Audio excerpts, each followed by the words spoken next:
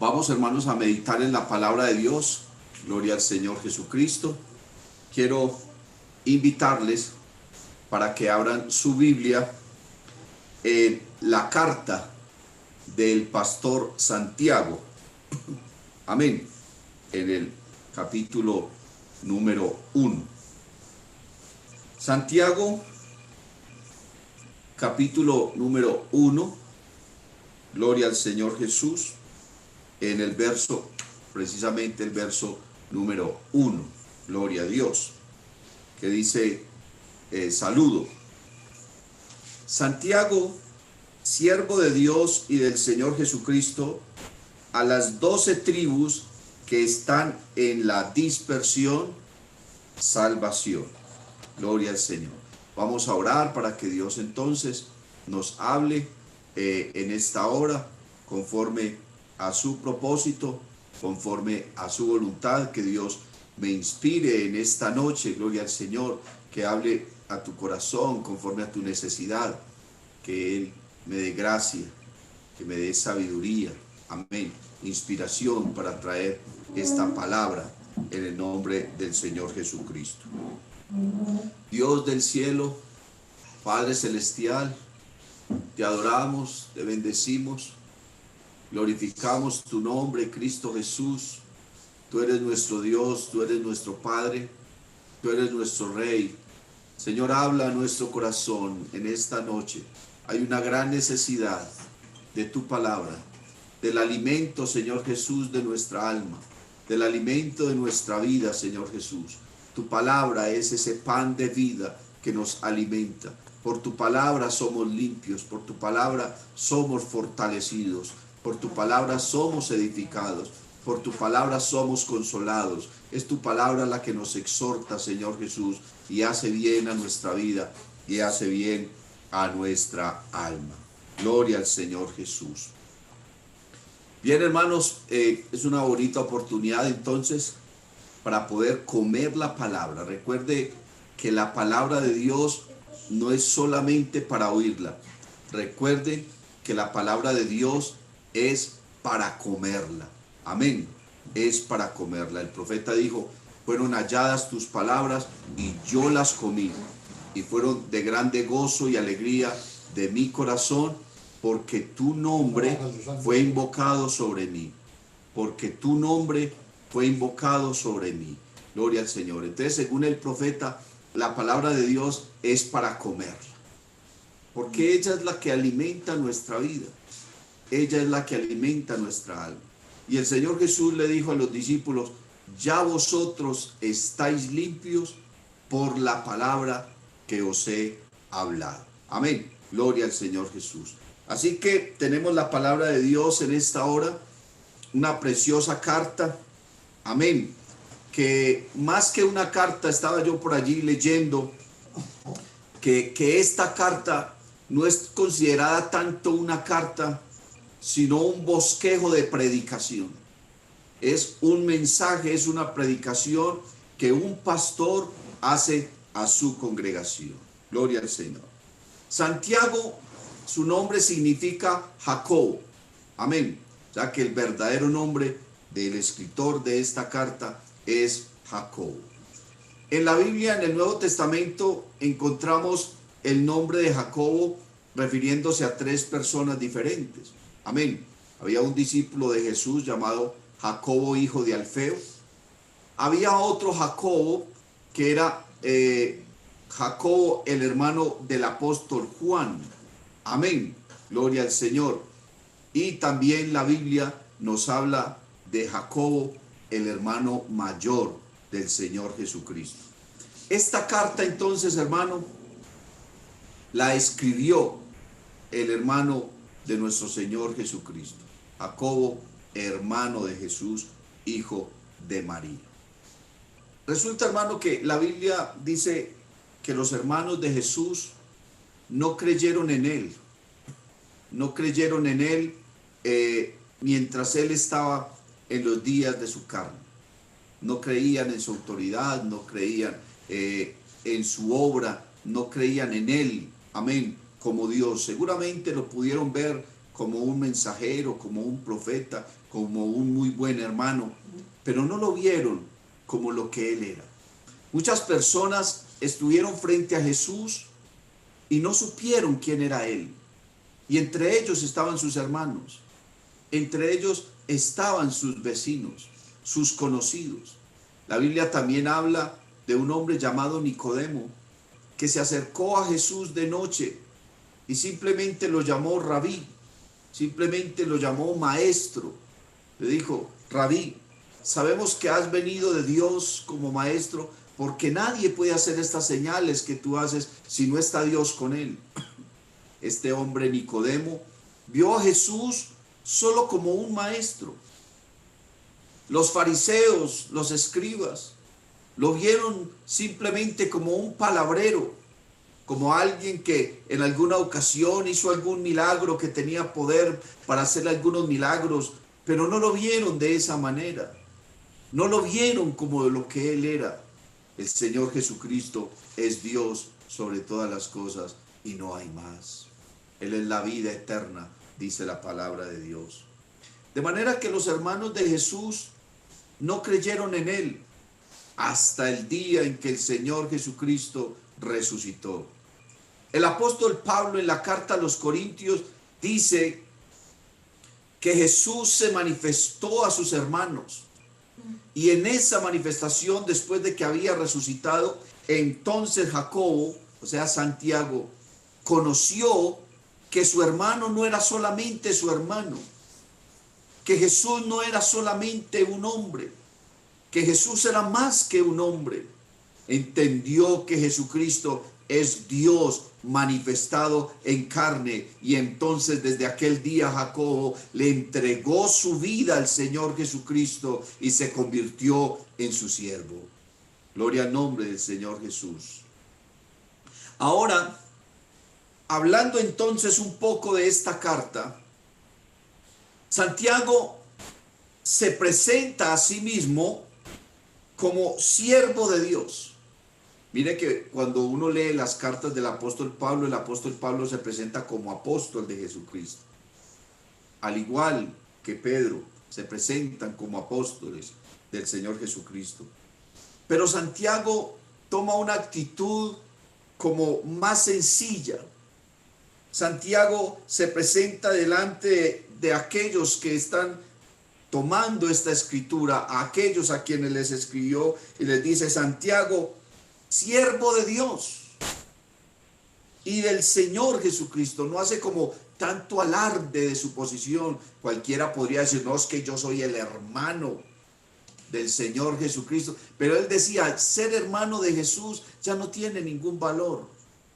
Lo único importante delante del Señor es ser su siervo, es ser su hijo.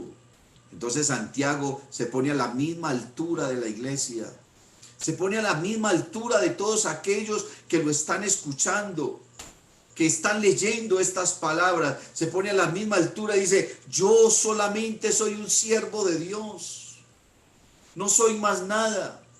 Gloria al nombre del Señor Jesús.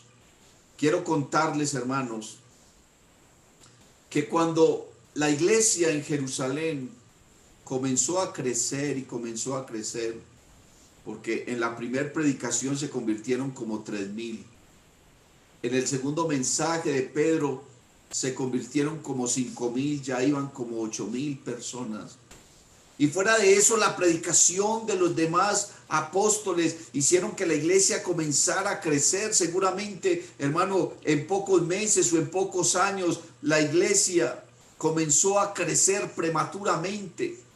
Más de 10,000, más de 15,000 creyentes, más de 20,000 creyentes, hermano, había en Jerusalén. Pero la Biblia dice que todos estaban ahí. Estaban en Jerusalén encerraditos, muy contentos, alabando y glorificando al Señor, predicando el evangelio, haciendo grandes señales, grandes maravillas. Todos compartían el pan, compartían las oraciones, la doctrina, la predicación. Estaban todos dedicados, hermano, a glorificar al Señor, pero eso no era lo que Dios quería. Dios no quería que ellos se quedaran en una ciudad y ya. No, él quería que tomaran la misión que les había dejado. El Señor le había dicho a la iglesia, vayan por todo el mundo, prediquen el evangelio a toda criatura. Y el Señor Jesús, antes de ascender al cielo, le dijo a los discípulos y a los que estaban con él allá en el monte de los Olivares, les dijo, recibiréis poder cuando haya venido sobre vosotros el Espíritu Santo. Y les dijo, y me seréis testigos en Jerusalén, en Judea, en Samaria y hasta lo último de la tierra. El Señor no quería que se quedaran ahí encerrados en Jerusalén solamente. Él no quería que se quedaran ahí todos, bueno, muy bueno, glorificando al Señor, cantando, predicando, pero era necesario que el evangelio se extendiera. Y entonces, hermano, Dios envió la persecución. Dios envió tremenda persecución, hermano. Se levantó una persecución inmensa sobre la iglesia y todos los cristianos que habían en Jerusalén se esparcieron, se fueron por diferentes continentes, se fueron por diferentes ciudades, se fueron por diferentes poblaciones y cada uno de ellos se fue y comenzaron a predicar la palabra. Pero mire, hermano,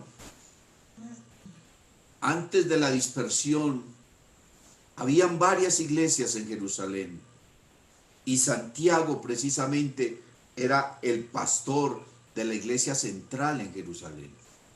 Tenía una iglesia de miles de cristianos, hermano, de miles de creyentes judíos, porque no habían gentiles hasta ese momento, y si lo había, había muy pocos.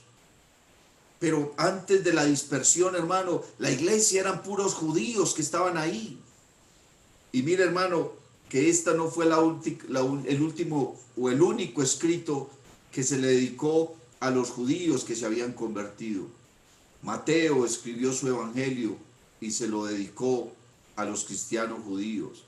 La carta a los hebreos fue escrita también para los hermanos judíos, para los hermanos hebreos, como dice la palabra del Señor.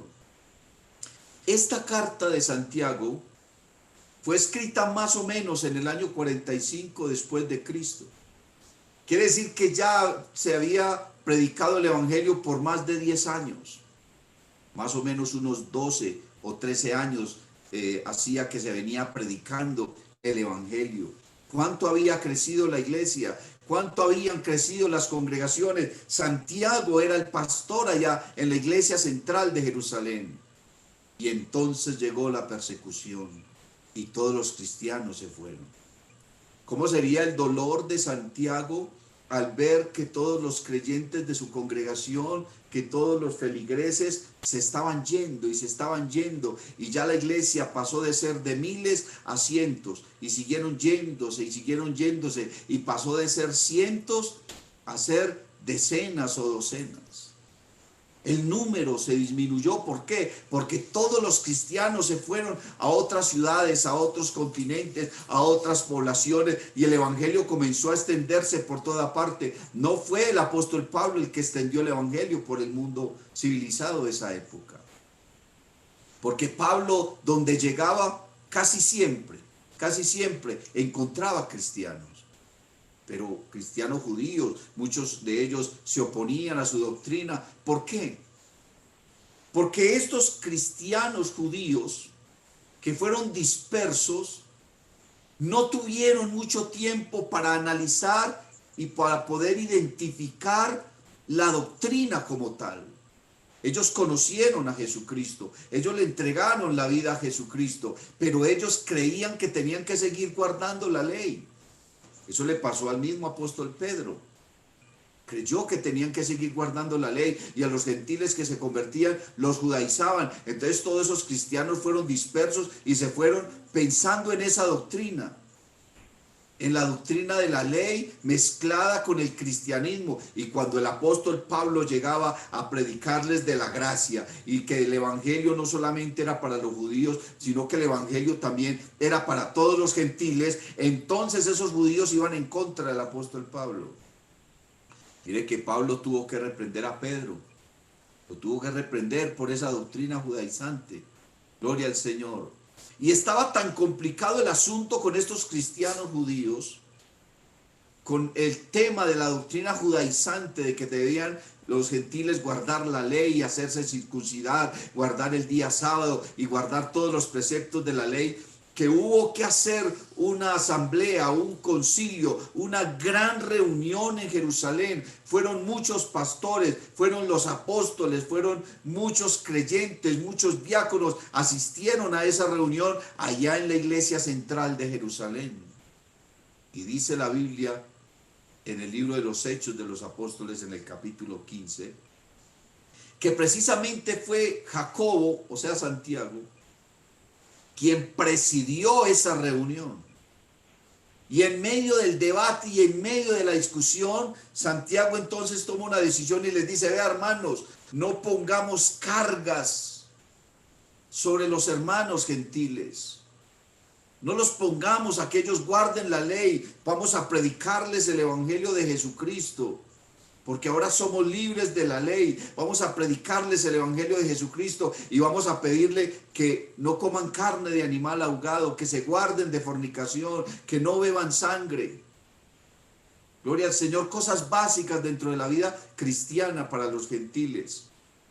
Pero todos esos cristianos entonces ahora se van de Jerusalén a causa de la persecución. Comienzan entonces a establecerse congregaciones de judíos cristianos en diferentes ciudades y en diferentes lugares. Y comienzan todos esos cristianos a padecer, porque la persecución no solamente era en Jerusalén, ahora la persecución se había extendido por todo el imperio romano. Los cristianos allá en Roma, hermano, tenían que esconderse en las catacumbas. Y los tentáculos del imperio romano comenzaron a alcanzar otros lugares, hermano, otros sitios, otros continentes. Y la persecución fue grave contra el cristianismo. Y todos esos judíos cristianos comenzaron a sufrir, hermano, comenzaron a ser martirizados, comenzaron a ser masacrados, torturados, perseguidos, hermano, a ser diezmados. Y en medio de toda esa crisis, entonces Santiago, que era el pastor en Jerusalén y que fue pastor de todos esos hermanos que se dispersaron, Santiago comienza a sufrir por todos esos hermanos que se habían ido de Jerusalén en la persecución. Y sabía que todos ellos estaban sufriendo. Y sabía que todos ellos estaban padeciendo, que estaban en gran necesidad, que estaban viviendo circunstancias muy difíciles, que estaban viviendo circunstancias muy complicadas. Bendito el nombre del Señor Jesús. Y mira, hermano, la carta de Santiago, como les decía hace un instante, no es considerada una carta, sino un bosquejo de predicación. Como si Santiago se hubiera sentado a preparar no una carta, sino una predicación. La carta de Santiago es un bosquejo de predicación de su pastor a su congregación. Aunque todos esos hermanos se habían ido, Santiago aún los consideraba como sus ovejas, como sus hermanos. Gloria al nombre del Señor Jesucristo. Y la carta de Santiago, hermano, es una carta llena de sabiduría. Hermano, la palabra sabiduría es mencionada al menos 7 veces en la carta de Santiago. Tanto que algunos teólogos se refieren a la carta de Santiago como los proverbios del Nuevo Testamento. Usted lee, hermano, la carta de Santiago y es una carta llena de sabiduría. Al punto que Santiago dice: ¿alguno está falto de sabiduría? Pídasela a Dios, el cual se la dará abundantemente y sin reproche. Pero el que pida con fe, no dudando, como pueden llegar a hacerlo algunas personas. Porque el que duda, dice Santiago, es como la ola del mar que es llevada por el viento de acá hacia allá. Bendito el nombre del Señor. Todo escrito en la Biblia, siempre lo he dicho y siempre lo he predicado, tiene algunas palabras claves, ¿cierto? La carta a los Filipenses habla del Evangelio y habla del gozo. Gloria al Señor Jesús. La carta a los Romanos tiene 3 palabras claves, que son fe, justicia y pecado, ¿cierto? Y así sucesivamente. La carta de Santiago tiene 2 palabras claves, que son sabiduría y fe. Gloria al Señor. ¿Sabe, hermano? Toda la carta de Santiago es un bosquejo que habla de la fe y que habla de la sabiduría. Gloria al Señor Jesús. Estaba mirando más o menos este bosquejo de la carta de Santiago y el capítulo 1, gloria al Señor, habla de la prueba de la fe. Mire, si uno lee, dice el verso número 2 del capítulo 1, hermanos míos, tened por sumo gozo cuando os halléis en diversas pruebas, sabiendo que la prueba de vuestra fe produce paciencia. Mas tenga la paciencia su obra completa, para que seáis perfectos y cabales, sin que os falte cosa alguna. Pero mire lo que dice, la prueba de la fe. Gloria al Señor. Dios prueba la fe de sus hijos y Dios prueba la fe de su pueblo. No porque Dios no sepa, no porque Dios no conozca si tú eres buen cristiano o no, porque la prueba no es para Dios saber nada. La prueba es para ti, para que tú sepas qué clase de cristiano eres. Mire que Santiago menciona a Abraham y lo pone como ejemplo de fe. Gloria al Señor. Cuando Dios le pide a Abraham que le sacrifique a su hijo, que se lo entregue en sacrificio, ¿usted cree que era que Dios no sabía que Abraham lo amaba? ¿O que Abraham no era capaz de sacrificar a su hijo? Dios sabía eso. Es que Dios lo sabe todo, hermano. Nosotros no nos podemos contradecir en la doctrina. Nosotros no nos podemos contradecir en el conocimiento de Dios. Nosotros tenemos un conocimiento básico de Dios y todo el estudio de la palabra de Dios y toda la doctrina la debemos fundamentar en ese conocimiento de Dios. Dios sabe todas las cosas. Entonces, ¿cómo vamos a pensar que Dios no sabe qué clase de cristiano eres tú? Dios sabía eso.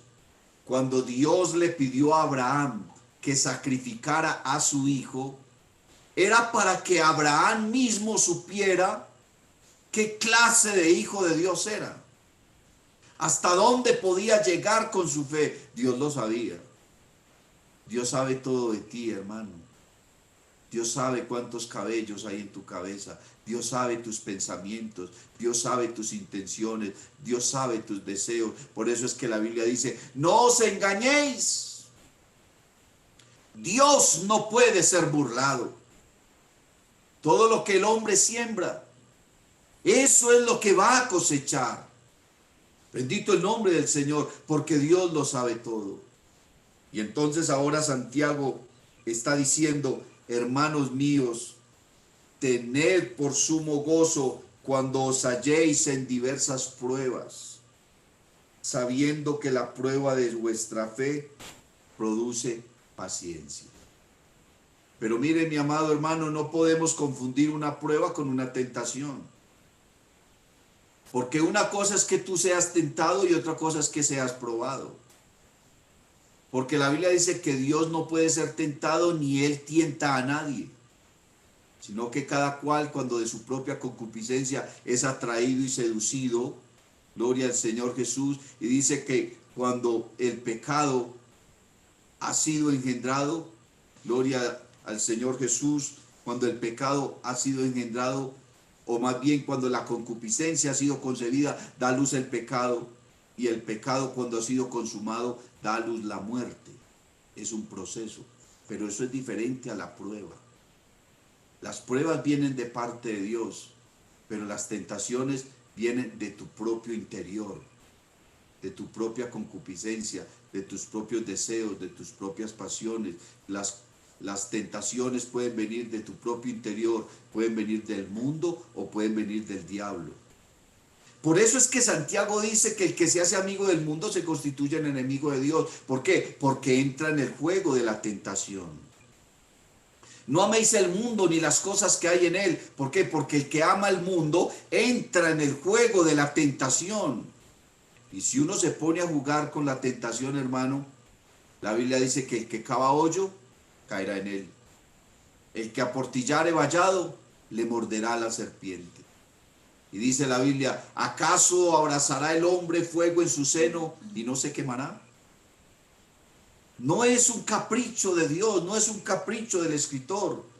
El que se hace amigo del mundo, hermano, comienza a jugar con el mundo. Claro, cae, se constituye en enemigo de Dios porque cae. No améis el mundo ni las cosas que hay en él.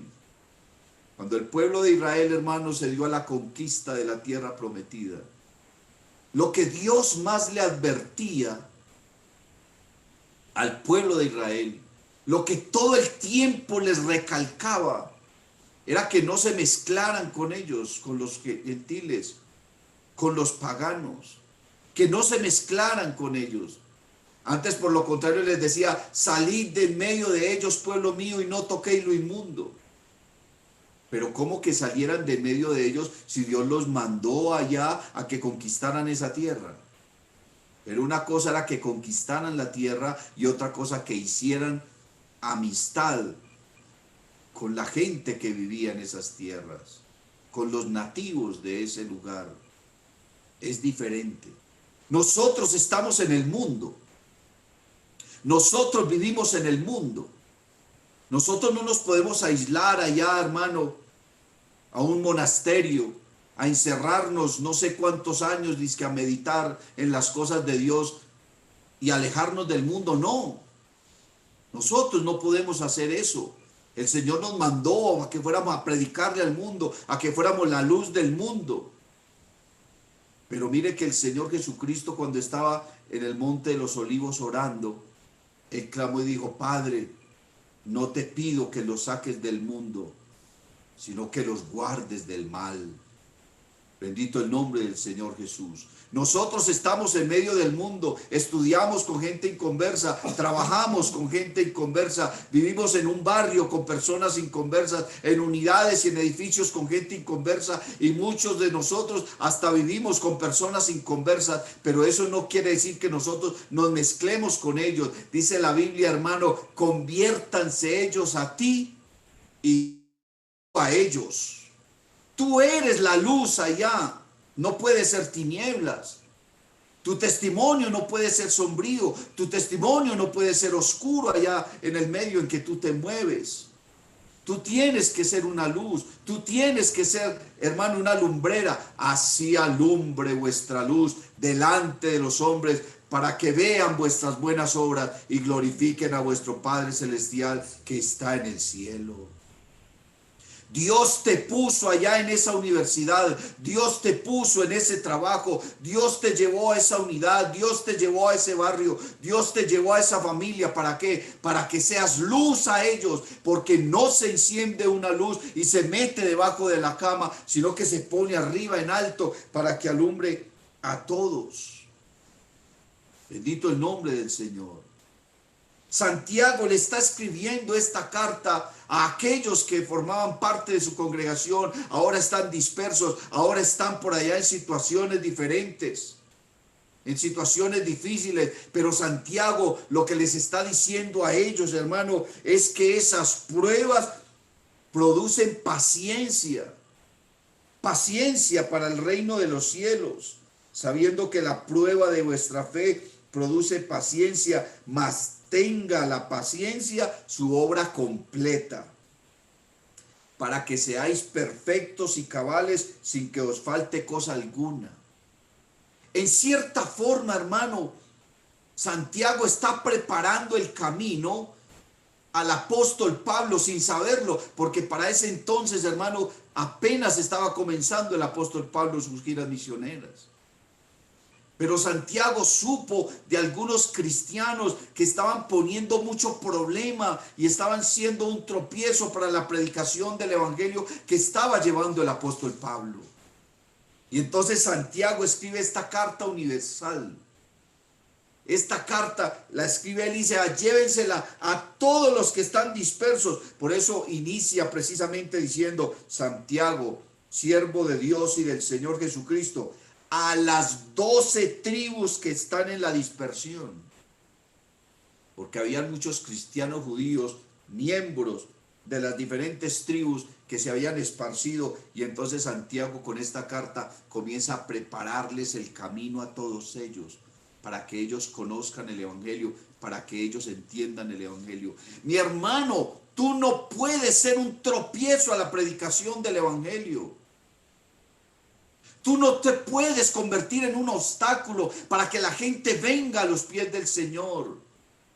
Si tú estás dando un mal testimonio, mi amado hermano, quiero decirte que te estás convirtiendo en un obstáculo, y la Biblia dice que el que le sirva de tropiezo a uno de esos pequeñitos es mejor que se amarre un yunque al cuello y se arroje al fondo del mar. ¿Usted cree que Dios se va a quedar, hermano, tan tranquilo sabiendo que alguien está pisoteando el evangelio y que está dando mal testimonio y que muchas personas están desconociendo el evangelio por su mal testimonio, y que Dios no va a hacer nada? Dios sí va a hacer, hermano. Tenemos que guardar nuestro testimonio.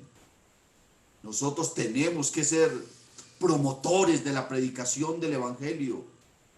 Nosotros tenemos que ser, hermano, luz a esas naciones, a esas personas. Y si tú no te consideras un evangelista, pues entonces tampoco seas un tropiezo. Dedícate a orar por aquellos que sí predican el evangelio. Da buen testimonio. Aporta con tus ofrendas, con tus votos y con tus diezmos, para que el evangelio siga extendiéndose.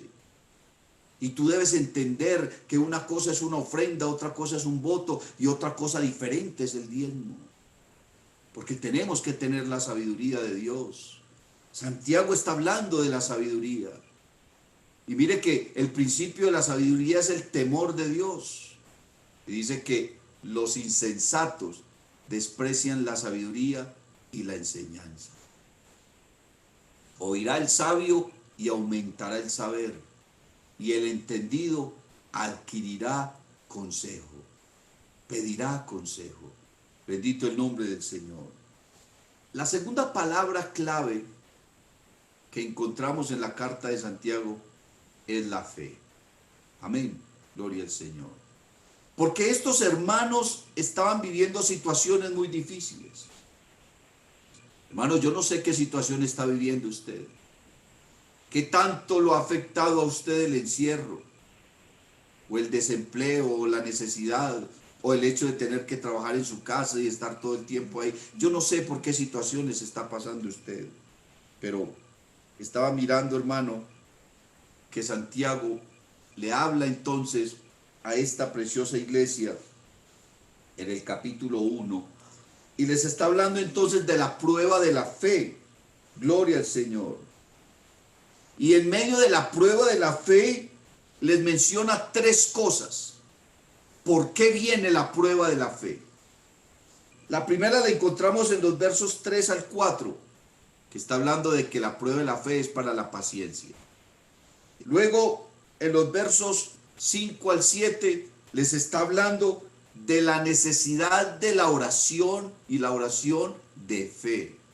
Gloria al Señor Jesús. Y luego, a partir del verso 8 al verso 12, les está hablando de que esa fe que produce paciencia y que viene a través de la oración, produce un efecto, hermano, de estabilidad espiritual. De estabilidad espiritual. Yo quisiera, hermanos, leerles a ustedes el verso número 8. Gloria al Señor.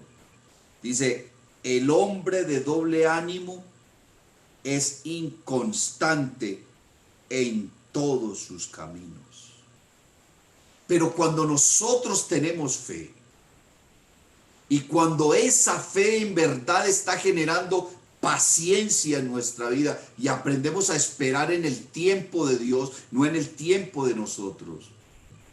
Y cuando nosotros aseguramos esa fe en la oración y buscamos a Dios en oración, en ayuno, en alabanza, en fidelidad, en consagración, en santidad, entonces nuestra vida espiritual ya no se está balanceando, ya no está como la ola del mar que es llevada por el viento, no. Ahora nuestra vida espiritual es estable, y si algo necesitan los cristianos de esta época es una estabilidad espiritual. Tú no puedes andar de acá para allá, hermano, sin saber qué camino coger, en medio de un desespero, y hoy estoy muy consagrado y ya mañana estoy dudando. Hoy estoy muy seguro de las cosas y ya mañana, ¿qué es lo que va a pasar? Y ya quieres dar un paso atrás. Hermano, tenemos muchos creyentes inestables en su vida espiritual, que parece que no están seguros de lo que han creído, que parece que no están seguros de lo que han recibido. Y entonces viven su vida espiritual ahí como cojeando, como cojeando. Y la Biblia dice, hermano, que debemos levantar las manos caídas y las rodillas paralizadas y hacer sendas derechas para nuestros pies, para que lo cojo no se salga del camino, sino que sea sanado. Mire pues el proceso, hermano. Mire el proceso tan precioso que dice la palabra de Dios. Levantar las manos caídas, las rodillas paralizadas, hacer sendas derechas para los pies, para que lo cojo no se salga del camino, sino que sea sanado. ¿Y eso cómo se logra? Se logra es a través de la fe. Se logra, hermano, es a través de la perseverancia. Se logra es a través de la oración. Porque mire, hermano, a partir del verso 19, entonces Santiago comienza a hablar de las reglas prácticas de la fe. Amén. Y dice entonces en el verso 19 que a la fe hay que prestarle atención. En el verso 22 dice que esa fe hay que ponerla en acción. Y en el verso 26 dice que esa fe tiene que ser sincera. Quiere decir que hay una fe que no es sincera. Mire que Pablo también se lo dijo a Timoteo, ¿cierto? Y le habló de la fe no fingida que había en él. Dice una fe no fingida que hubo primero en tu abuela, Loida, y en tu madre, Eunice. Le habló de la fe no fingida. Porque muchas personas pueden fingir la fe. Porque muchas personas pueden fingir santidad. Porque muchas personas pueden fingir consagración. Usted sabe cuánta gente hay, hermano, que en la iglesia son consagrados y con un nivel espiritual que uno dice qué maravilla, y cuando llegan a la casa se convierten en lobos rapaces. Usted no sabe que hay muchos creyentes que son amables con todo mundo en la calle y en la iglesia. Eso es una formalidad, hermano, increíble. Y en la casa a nadie les provoca hablarle. Porque a toda hora, hermano, es con sarcasmos, con groserías, contesta mal, trata mal. Usted no sabe que hay personas así. Pero lo que Santiago le está diciendo a estos hermanos es que no pueden fingir la fe, que la fe tiene que ser sincera, que la fe tiene que tener una acción. Y Santiago precisamente dice que la fe sin obras es muerta. Mire, el apóstol Pablo dice que la salvación se recibe por fe en la gracia del Señor Jesucristo. Dice, no por obras, para que nadie se gloríe. Pero ahora vemos a Santiago diciendo que la fe sin obras es muerta. Y alguien dirá, ay pastor, qué contradicción tan grande. Entonces, ¿hay obras o no hay, o sí hay obras? Recibimos la salvación no por obras, pero una vez que recibimos la salvación, entonces las obras tienen que surgir y tienen que salir adelante y se tienen que dejar ver. A eso es lo que se refiere Santiago. Que cuando ya recibimos la salvación, que cuando ya recibimos la gracia, bendito el nombre del Señor Jesucristo, entonces nuestras obras tienen que relucir. Y vuelvo y repito el texto, las palabras del Señor Jesucristo: así alumbre vuestra luz delante de los hombres, para que vean vuestras buenas obras y glorifiquen a vuestro Padre Celestial que está en el cielo. La gente tiene que saber qué clase de cristiano eres tú. En tu casa tienen que saber tus hijos, tu esposa, tu familia. Tienen que saber qué clase de cristiano eres tú. Que no puedes ser una persona voluble, bipolar. No, hermano. Se necesita una estabilidad en la fe, se necesita una estabilidad emocional en cuanto a la vida espiritual, que nada te mueva, que nada te sacuda, que tu fe no dependa de las circunstancias, que tu fe no dependa de la abundancia o de la escasez, de la salud, de la enfermedad, de lo bueno, de lo malo. No, tienes una fe firme, no fingida, una fe estable, gloria al Señor, y una fe que te motiva a apoyar en la predicación del evangelio en todos los sentidos, a apoyar la predicación del evangelio en oración, en ayuno, en predicación, económicamente, con nuestro testimonio. Hay que apoyar, hermano, pero hacerlo de una manera estable, no que nos deje mover para un lado y para otro. Santiago escribe esta carta, hermano, llena de fe, que habla maravillosamente de fe. ¿Sabe, hermano? En el capítulo 2, Santiago habla del obrar de la fe. En el capítulo 3 habla de la sabiduría que hay en la fe. En el capítulo 4 habla del carácter de la fe. Gloria al Señor Jesús. Y también habla del triunfo de la fe. Mire todo lo que Santiago habla de la fe. Y siempre está relacionando la fe con la oración, siempre. Y la está relacionando con la sabiduría. Son tres elementos que están ahí, hermano, formando una cadena de tres eslabones. Fe, oración y sabiduría. Gloria al Señor, porque alguien no puede decir que tiene fe y no ora.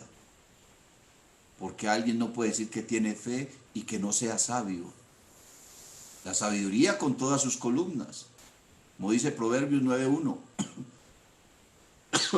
la sabiduría edificó su casa, labró sus 7 columnas. Recuerde que la sabiduría tiene 7 columnas, gloria al Señor, y entre ellas está la prudencia, entre ellas está la inteligencia, está la perseverancia, está la fe, está el amor, está la comunión, está el temor de Dios, porque el principio de la sabiduría es el temor a Dios. Gloria al Señor Jesús. Santiago en esta carta enlaza estas tres cosas. ¿Por qué? Porque le estaba predicando a unos cristianos judíos que todavía no habían madurado, que todavía no habían aprendido bien la doctrina, que se estaban convirtiendo en un tropiezo para la predicación del evangelio en otros lugares, y que si bien estaba viniendo entonces la persecución, necesitaban ser fortalecidos también en el temor de Dios, en la gracia de Dios, y que aunque se viniera lo que se viniera, seguir fieles, seguir firmes en la presencia del Señor Jesucristo. Alabanzas al nombre de Jesús. Alabanzas al nombre de Jesús. Esta preciosa carta, hermano, ha de llenarnos de gozo a nosotros. Ha de llenar, hermano, nuestro corazón con una gran visión por la obra de Dios. Los proverbios del Nuevo Testamento los encontramos en esta maravillosa carta. El corazón de Dios, hermano, está precisamente en esta carta. Santiago, hermano, conoció al Señor Jesucristo, le entregó su vida y empezó una vida genuina en la presencia del Señor Jesucristo. ¿Sabe cómo llamaban a Santiago? Lo llamaban rodillas de camello. ¿Sabes por qué? Porque era un hombre de tanta oración, hermano. Pero era un hombre que no vivía en contradicción a la oración. Porque no crea que el orar mucho lo convierte a usted en un buen cristiano. No, un buen cristiano ora mucho. Pero hay gente que no son buenos cristianos y oran mucho. Pero el ser buen cristiano nos lleva a orar mucho. Santiago, rodillas de camello lo llamaban. Y sabe, hermano, estaba mirando, bendito el nombre del Señor Jesús, estaba mirando la historia y dice que Santiago murió martirizado. A él lo arrestaron y se lo llevaron hasta la torre del templo. Y desde el templo donde los judíos adoraban a Dios, desde esa torre, lo tiraron abajo. Y así murió Santiago. Pero la fe de Santiago siguió viva. Lo que Santiago había predicado y lo que Santiago había enseñado seguía vivo. Esta carta tomó más fuerza que nunca. Esta carta la comenzaron a llevar por todas las iglesias que había en todo lugar. Y esta carta llegó hasta la iglesia del Diamante. Y aquí la tenemos, hermano. Estas palabras de vida que nos limpian, que nos transforman, que nos dan sabiduría, que nos exhortan, que nos llenan de consuelo. Aquí está esta palabra de Dios con nosotros. Pero lo que Santiago está diciendo es que la fe sin obras es muerta, y que esta fe hay que ponerla en práctica, y que esta doctrina hay que ponerla en práctica, y que esta doctrina hay que sacarla adelante. Bendito el nombre del Señor Jesús. Que esta doctrina hay que sacarla adelante. Que esta predicación del evangelio tiene que seguir avanzando. Y si bien, hermano, no podemos salir por las calles a predicar, aquí estamos predicando a través de estos medios. Puedes hablarle a tu familia, puedes hablarle a tus compañeros, a todos los que sean, puedes llevarles la predicación del evangelio. Gloria al nombre del Señor Jesucristo. Vamos a orar, hermanos. Vamos a orar y vamos a pedirle a Dios que ponga en nuestro corazón el deseo de llevar esta palabra. Que ponga en nuestro corazón el deseo de dar un buen testimonio. Que ponga en nuestro corazón el deseo de ser fieles, de aportar para su obra. Que ponga en nuestro corazón amor por su obra y amor por su iglesia. Gloria a Dios.